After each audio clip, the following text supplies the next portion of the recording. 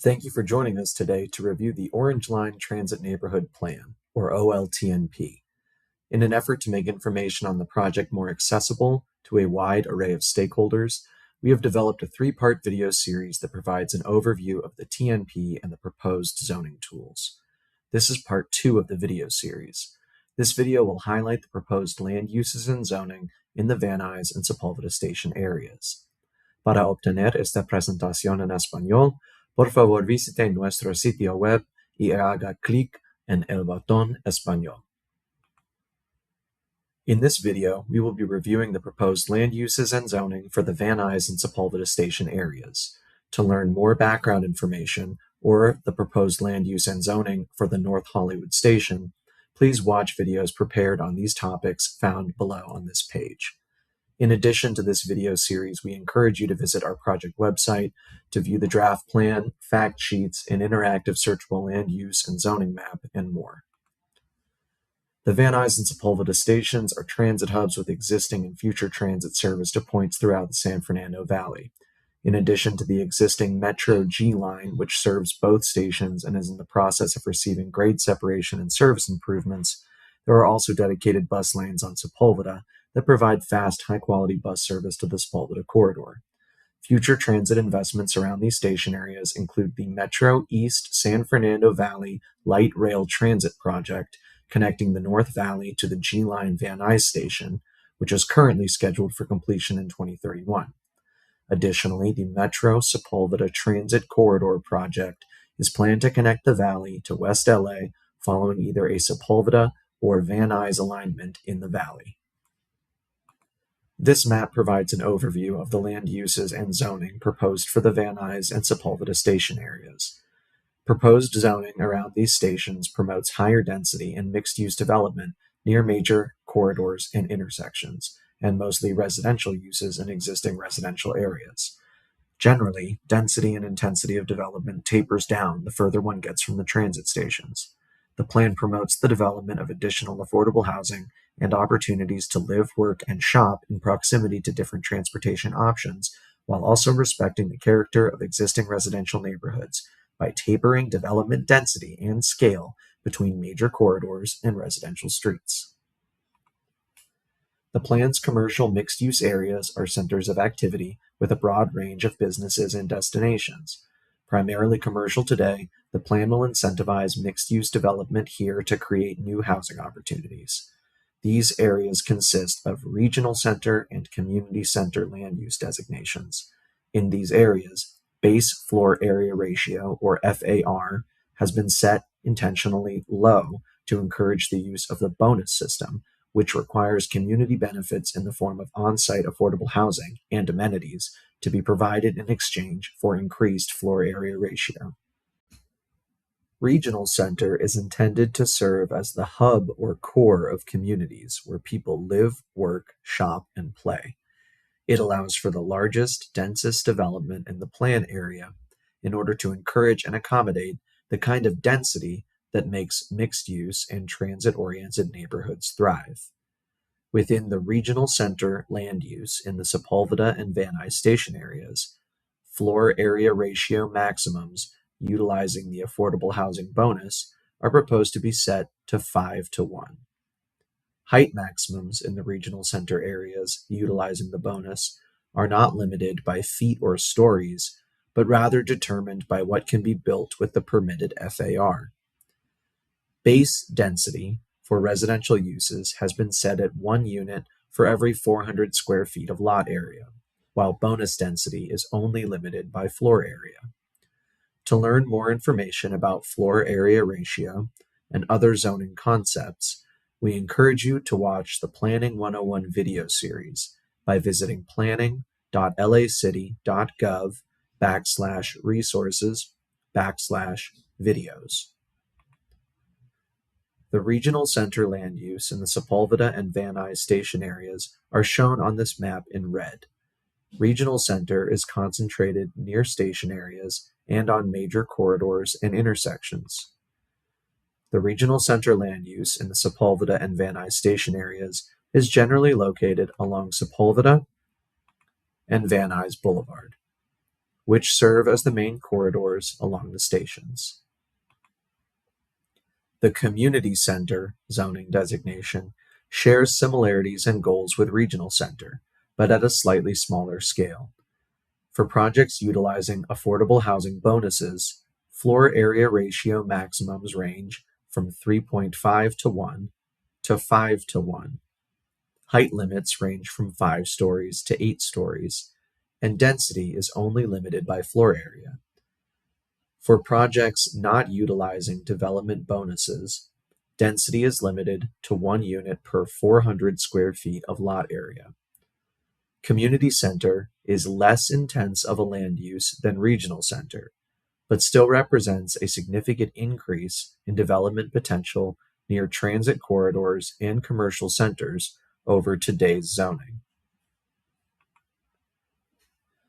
The portions of the Sepulveda and Van Nuys station areas included in the plan that have been designated as community center are shown on this map in purple.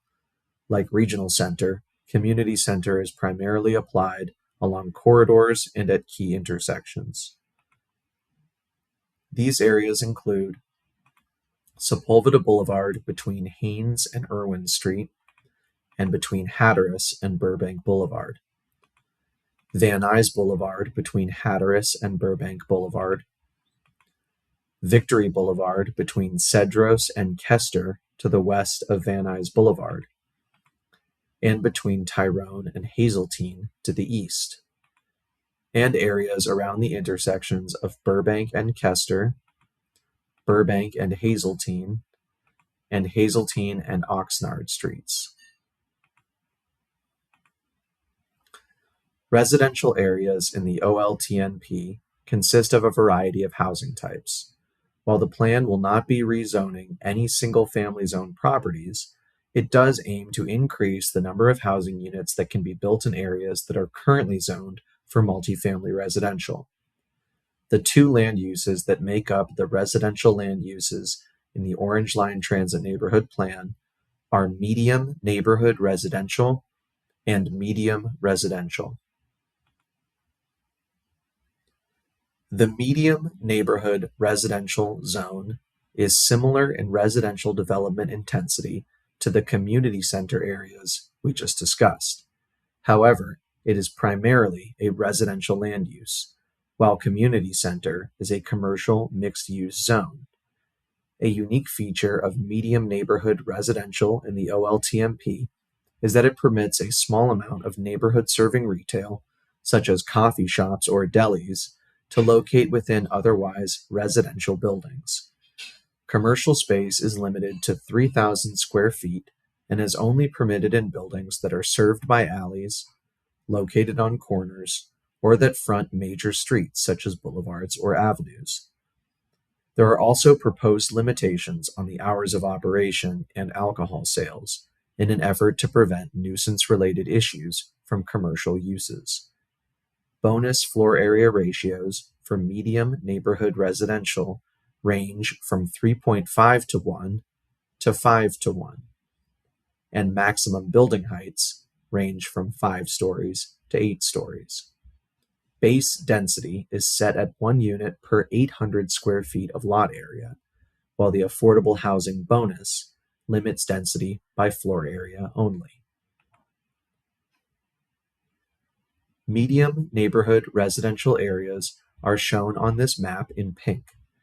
This land use follows the pattern of transitional tapering intensity of land use, moving from the mixed-use, high-intensity core areas into more predominantly residential neighborhoods. This land use is proposed for stretches of Kester between Friar and Delano and Khalifa and Martha, on Cedros and on Vesper between Friar and Bessemer,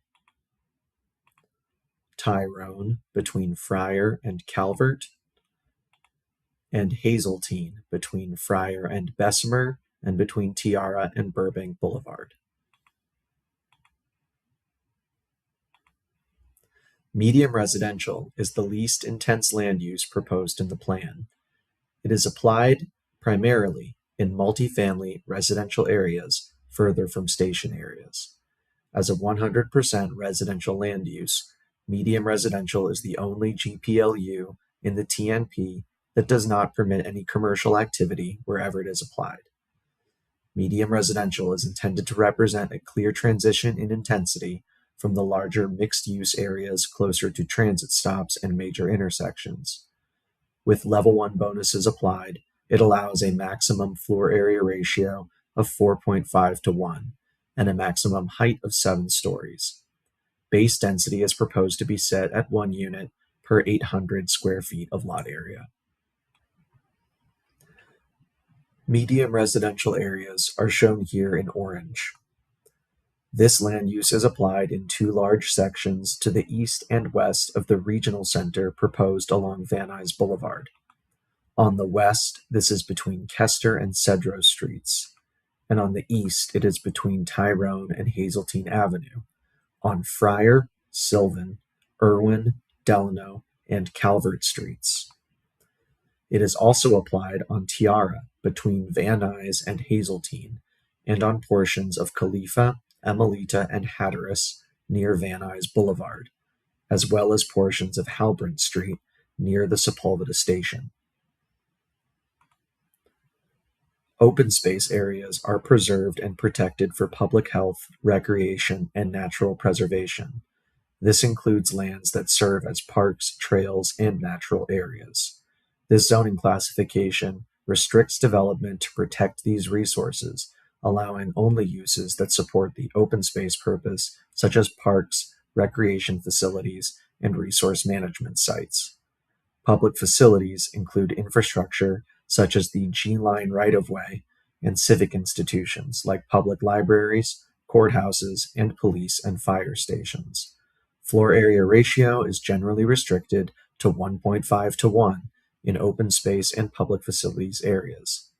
The Transit Neighborhood Plan is not proposing to change where these land uses are applied today. However, zoning for these land uses will be updated to reflect the new code structure. Open space is shown on this map in light green. Public facilities are shown in dark green. The only designated open space in the Van Nuys and Sepulveda station plan areas is Delano Park. Public facilities include the G-Line bus right-of-way, including the bike trail, Metro-owned Sepulveda Station parking facility, the Van Nuys Civic Center complex, G-Line parking facilities, Los Angeles Fire Department Station 39, and LADWP electrical receiving and distribution stations. Permitted building heights are displayed in the form district applied to each parcel in the plan. Form districts show both the base height as well as the bonus height that can be achieved by providing affordable housing. The map on this slide shows the maximum heights that can be achieved with the affordable housing bonus. However, all parcels in the plan area are also eligible for a Tier 2 bonus that can be granted in exchange for providing a set number of units with 4 or more habitable rooms, which generally means units with 3 or more bedrooms. The Tier 2 bonus can also be found in the form district for each parcel, and in most cases it allows developments to rise 1 additional story above the level 1 bonus. In areas shown in red on this map, building height is limited by what can be constructed with permitted floor area. These areas are concentrated near orange G-Line stations and on major corridors. Generally, permitted height decreases in areas further from stations and major corridors, and is lowest in exclusively residentially zoned areas. As a reminder, height is one of the metrics that have been increased by incentives offered through the Citywide Housing Incentive Programs, or CHIP, and the OLTNP is responsible for matching or exceeding the building heights offered through those programs. In addition to updating zoning in the plan area to encourage transit-accessible mixed-use development, the Orange Line Transit Neighborhood Plan includes features that seek to respond to goals and objectives shared by the community during the outreach phase of this project. Outreach efforts revealed that the Sepulveda and Van Nuys station area communities had some common feedback and goals for what could be addressed through the OLTNP. Some community feedback, such as the desire for transitions from major corridors to lower scale neighborhoods, is addressed in the plan's proposed zoning and land use strategy, as previously discussed. Wider, safer, more comfortable sidewalks are planned for in the project's general plan mobility element updates. Goals related to preserving and developing affordable housing, addressing the need for more open space, and providing public amenities on streets and in public spaces are all proposed to be directly addressed in the plan. One of the biggest pieces of feedback received during the outreach phase was a desire for more housing, and particularly more affordable housing. The plan encourages the production of affordable housing through an incentive system that permits additional development rights in the form of higher floor area ratio and building height in exchange for providing a mix of residential units at different levels of affordability. The amount of bonus floor area ratio and height is set by the form district in each property's zoning. The plan proposes to set base levels of development, or the floor area ratio and height that can be achieved without development incentives for providing affordable housing, intentionally low in order to incentivize developers to include affordable housing in future developments. Affordability levels and the percentage of units that must be provided to receive bonus development rights have been established by citywide affordable housing policy. Community feedback and Department of City Planning analysis also indicated the need for increased shade along many important corridors throughout the Orange Line Transit Neighborhood Plan area. Shade and shelter from the elements help to create a more comfortable walking environment, and as a plan that promotes transit orientation and accessibility, creating more comfortable walking environments to and from stations is an important goal. While the new zoning code does allow for the OLTNP to have enhanced landscaping and tree planting requirements compared to the current code, city planning is still limited in its ability to require more trees along streets and sidewalks. In response, the plan is introducing a new frontage district that is aimed at producing more shade from new buildings. This frontage district will require new buildings to either provide a colonnade, awnings, or a recessed courtyard. Examples of each of these proposed options are included on this slide. This new frontage district, referred to as Shopfront 5, is proposed to be applied in regional center and community center land uses, closest to station areas and along primary corridors. This includes Sepulveda Boulevard from Hamlin to Burbank, Victory Boulevard from Cedros to Tyrone, and Van Nuys Boulevard from Hamlin to Burbank. Finally, we will highlight a zoning tool that is meant to ensure buildings contribute to a safer and more vibrant public realm. This tool is called a special lot line, which is strategically applied around all three station areas and requires building facades that face these special lot lines to feature windows and doors, entry features, landscaping, and more. They are applied to some select alleys with high pedestrian activity and portions of the Orange Line bicycle path where appropriate. Special lot lines are intended to better activate spaces where pedestrians and cyclists already are, and to create a better experience and more visibility for users of these spaces. This concludes the land use and zoning overview of the Van Nuys and Sepulveda station areas. To see part 3 of this video series, which covers the North Hollywood station area, please click on the link for that video on this page.